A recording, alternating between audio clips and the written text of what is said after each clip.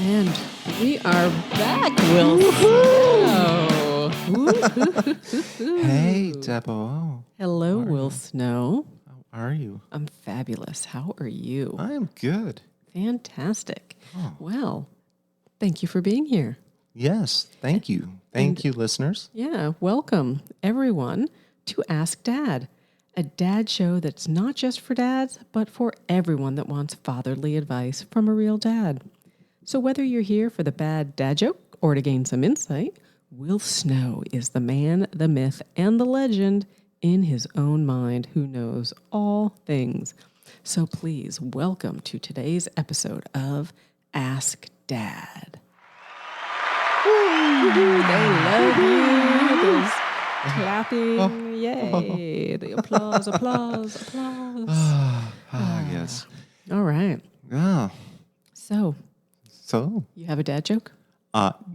no, I don't. But you know what? I have a dad experience. Okay. Do you Yes. want to say your experience before I tell you my dad joke? Yes, I do, actually. Go on. I was in an Apple store the other day, and I saw somebody taking something from the Apple store. Mm-hmm.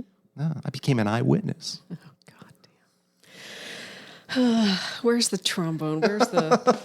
There we go. Or this. That's better. Eyewitness. Get it? Eyewitness. The fact that you have to explain it is worse. And the thing is, I got it. Okay. For those of you that, since you can't see, I rolled my eyes. I think I rolled my eyes to the point that I had a stroke. I might need some TPA and neurologists out there. Yeah. So. All right. All right. So you told your story. I did. All right. So my joke, let me start over. What do mermaids use to wash their fins? Very mermaid joke. I know, because, I'm a I know. mermaid. What do mermaids use to wash their fins? Tide. I would think it would be obvious. Oh, of course. There you go. No, that was perfect. No, that was it perfect. was supposed to be this. I hit the There we wrong go. one. I hit the wrong one. They love it. All right. Turn that off. Okay. I have some stuff on my mind today. You do? Will Snow, I do. I want to talk about an interesting story that happened to me. It happened decades ago, but for some reason it came into my mind the other day, which then brought up other memories and experiences. It's stuck. It did. It's stuck. That's funny how that happens. It is. It really is. Going through life and something you would think would be trivial, inconsequential, just kind of just sticks there for some reason. Yeah. Yeah, and this was at least 20 years ago, this memory. I was on a cruise with some people that I knew, and we were sitting at I haven't been on a cruise in a very long time, but we were sitting at the table, when you have assigned dinner seats and people and it's all the same. I've never cruised, so I would have no idea. And I don't even know if they still do that. I don't think they do, but anyway, it doesn't matter. And there was this older couple at the table, and the woman was making casual conversation, and she got to me because, first night making introductions. And the first thing she asked me, and not my name, she said, "Are you rich?" That was her intro? That was her intro. I said, "Hi." Oh, okay. I was like, "Hi, I'm Deb." And she's like, "Are you rich?" And I was like, "What the hell?" I mean, I was really taken aback by it. And Yeah, well, that's kind of an aggressive, awful statement. Yeah, it was very aggressive. Yeah. And so I looked at her and I said, "Well, it I guess depends on your perspective. I feel as if I am rich in experiences. I've seen a lot. I've done a lot." And she's like, "Oh, you're not rich then." And then she completely dismissed me and would not look my way, address me, acknowledge me for the entire length of that trip, which no great loss to me. No loss at all. No loss at as all. it turns out. But then as I was thinking about that memory, another memory came up more recent, just a couple years ago. So when we were engaged, which I love you so. Oh, love you too, Debo. We were engaged, and we both made the decision to purchase our ring through Brilliant Earth because it's a beautiful diamond. It's a lab-made diamond. No children, no people, nobody had to suffer for this no diamond. children were hurt in the making of this diamond. Right, Yes. absolutely, which was very important to me, incredibly important to me. And we talked about it too. We did. We had we absolutely, and you said you would do whatever made me happy. And of course, being with you makes me ultimately happy. Thank you. But I saw no reason, number one, to spend, in your word, egregious amount of money on a ring. But also, at this point, I know enough that, it's just chemistry. Right. And to you, it did not have that value. Now, some people, it has that value, and that's fine. There's nothing wrong with it. I mean, there's nothing inherently wrong with it. It's just, for us, it wasn't the right thing. Right. Absolutely. And I remember I was showing one of my neighbors, and I was excited about Brilliant Earth. I mean, I was so excited that no children, no people, nobody was hurt in this diamond. And her initial reaction is, so it's not a real diamond. I wouldn't tell anybody. Make sure you don't tell anybody. And I said, okay, let's take a step back here. Number one, it is a real diamond. It is absolutely a real diamond. It's just chemistry. It's just, where did the diamond come from? And I was really taken aback that was her initial reaction. That it was less than. Right, which it's not. And, this perception of money and wanting more and having more, and that keeping up with the Joneses mentality. To me, it's ridiculous, in my opinion. It's marketing. Yeah, absolutely. That's absolutely marketing. And to me, I was just remembering all of these experiences that I've had where people judge you based on what you have, not who you are. And now, granted, I will say those people I have happily been extricating from my life over the years, but still, it's a societal problem that is out there. I agree with you 100%. It is a tremendous problem that we look at those things that are superficial and attribute intrinsic value to superficial things. And they are superficial, truthfully. Mm-hmm. Really, the amount of money one has in one's pocket or in one's bank account is not indicative of the quality of that individual. Right. And to put that, to equate the two the same, is ridiculous. Yeah. It absolutely is ridiculous because, if you're really judging a human being or the potential quality of your interaction with that human being based on something that is trivial and inconsequential as that, I mean, I don't know how many times we've had discussions, but people who have acquired great assets, great wealth, and it didn't necessarily make them any happier than, anybody else. And in certain instances, made them, more reclusive, more bitter, more paranoid, and unable to be able, to relate to other human beings, surround themselves with buffer, with sycophants, and people who are, just loving them for their riches, and really never even know the human being, never seek to know the human being. And it impacts relationships. Again, it's whatever's important to you is important to you. And I'm not going to sit here in judgment and say, okay, look, obviously to this human, this person that you met on the cruise, she was looking to meet wealthy friends. Okay. Yeah. Or make wealthy friends. Fine. That's her deal. That's her gig. That's wonderful. Right. It wasn't yours, and it isn't yours. And so everybody has those things that they value. Yeah. I just think that looking at this as being of the most value that's problematic to me. Yeah. It's problematic. It doesn't indicate anything about the individual. a person's outward appearance does not indicate anything about that individual. It indicates nothing about the human being.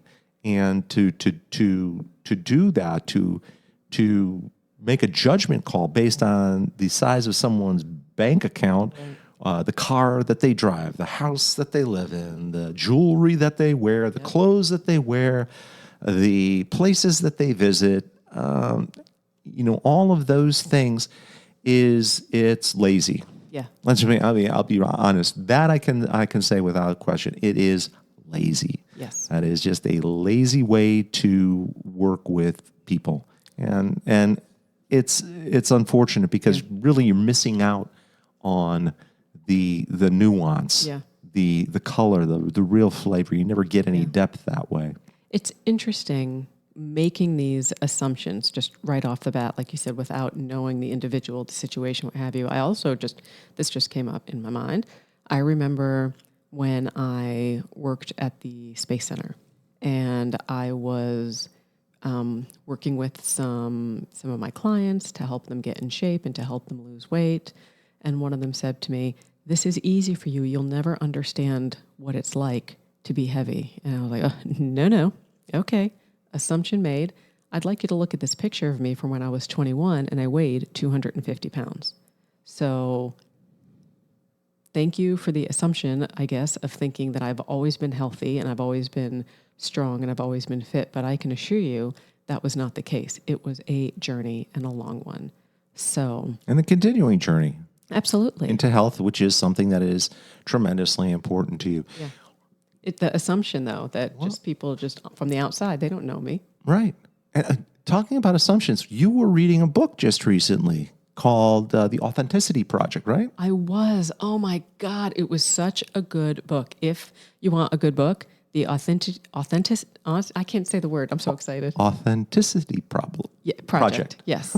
By, I believe the author's name is Claire Pooley. It was so good because everybody in the book was making assumptions on someone else. And then the next chapter would be from that person's point of view, thinking of the assumptions that person was making on them. And it was completely false. All of it was false. It was such a good book. It was such a good book. You have to read it. My recommendation. It really, I've read some of it. It's just, I haven't finished it yet, but it is amazing. Yeah. And it's true. They see something superficial about a human being and they make this judgment call about what they're all about and what their lives might be like. And it's absolutely not that way. They're absolutely 100% wrong. Yeah.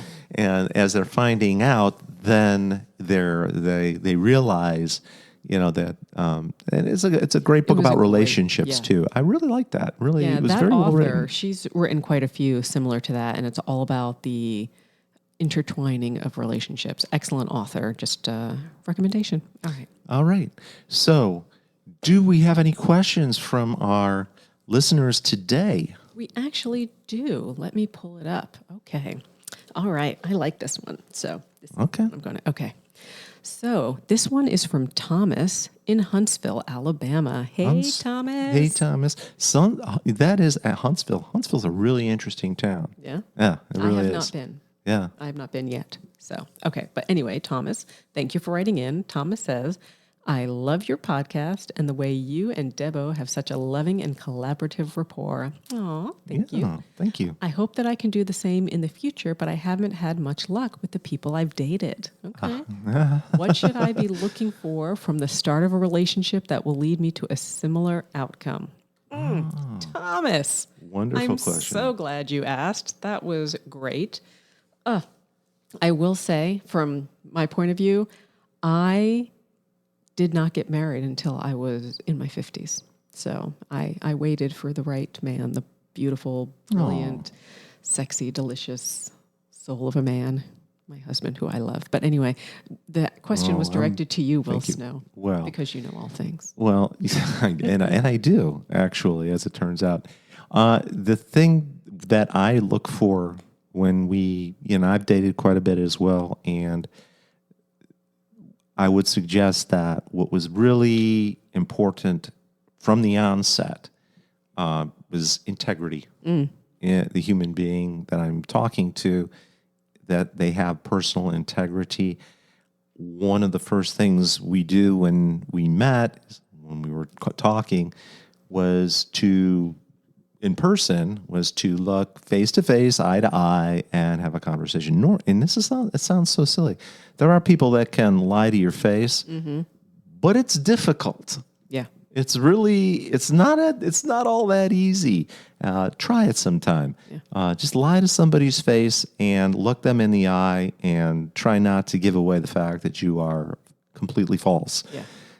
So nice personal connections are very good. Yeah. With a lot of the dating apps, unfortunately, a lot of it is, over text, over, sometimes you can do phone calls, but that first meetup is where everything happens. When you first meet with an individual, you get a good sense, and your gut is telling you something right then, right there, that, this is somebody I can talk to. One of the first things we talked about are hopes and dreams. Yeah. Hopes and dreams. Well, actually, let's take a step back. What was one of the first things I said on our date? Okay. So we go into the restaurant. You know this story. You're not gonna you're not gonna go there. Yes, I am. Talk about authentic. Okay. First date, we go into the restaurant, and I am not used to. It was a very long time before I was. I was not used to the men that I dated actually being polite and gentlemanly. Okay.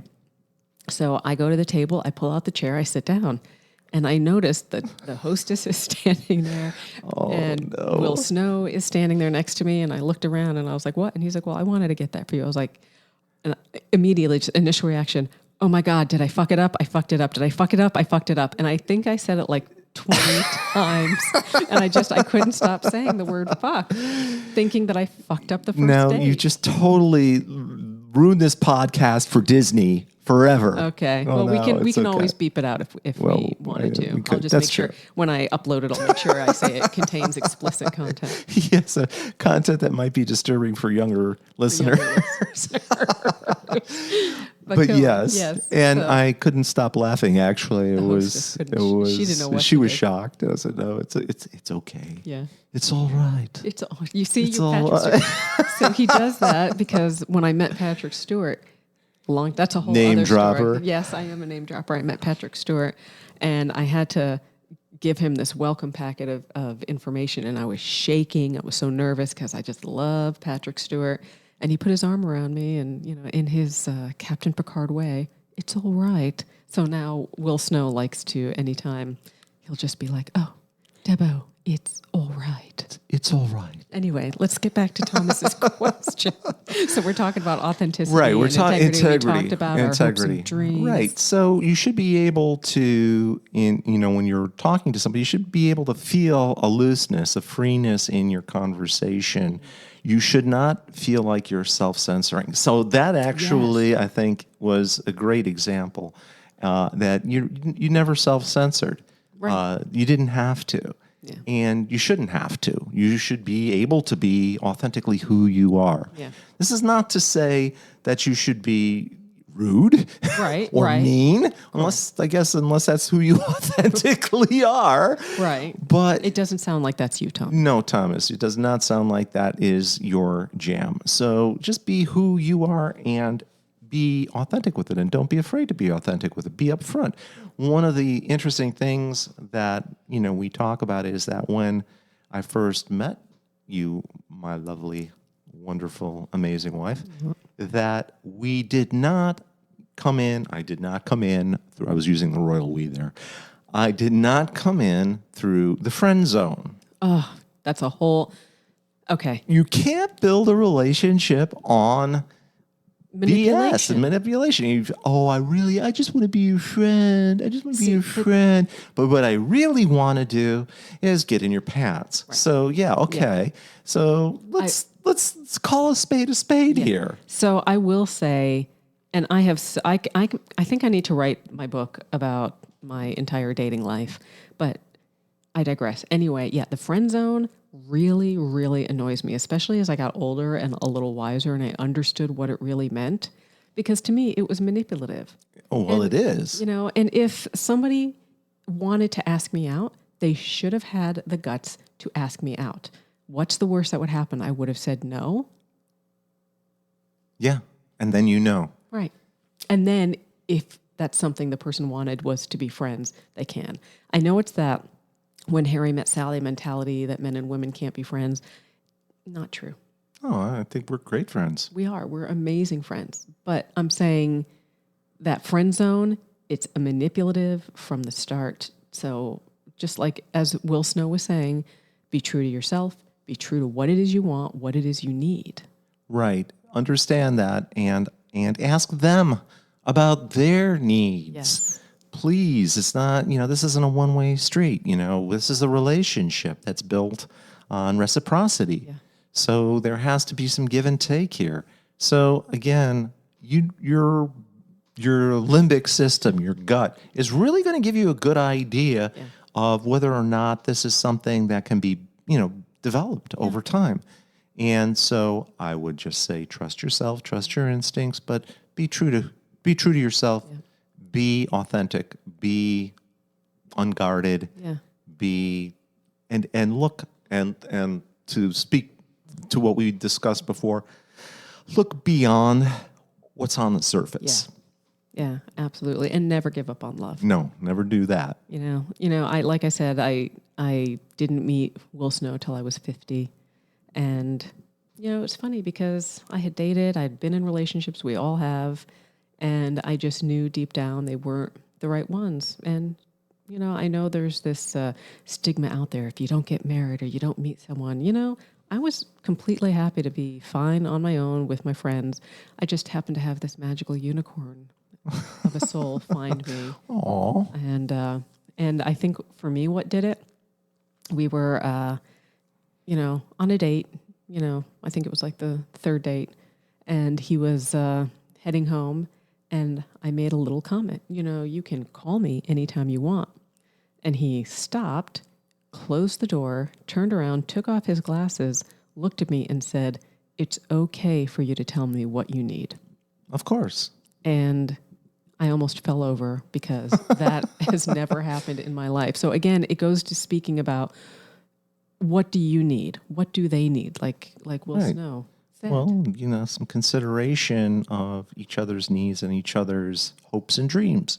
And we all come with history. Yes, but the beautiful thing is when you can move past history into the precious present and just be in this moment and enjoy it fully with this other amazing human being. Yeah. And so, Thomas, I wish you all the best.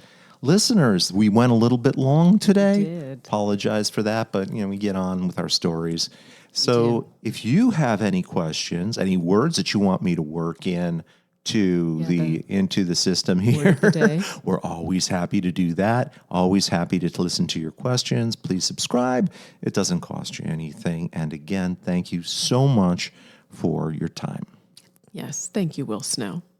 And thank you, everyone, listeners, subscribers. Thank you for tuning in to Ask Dad, the show of fatherly advice for all with a smattering of bad dad jokes. The love is real and the man is real. So we'll see you next time. And until then, continue to send us your dad jokes, your questions, your words of the day to will@IWillAskDad so we can talk about it all. We can talk about the good. We can talk about the bad. And we can talk about the dad.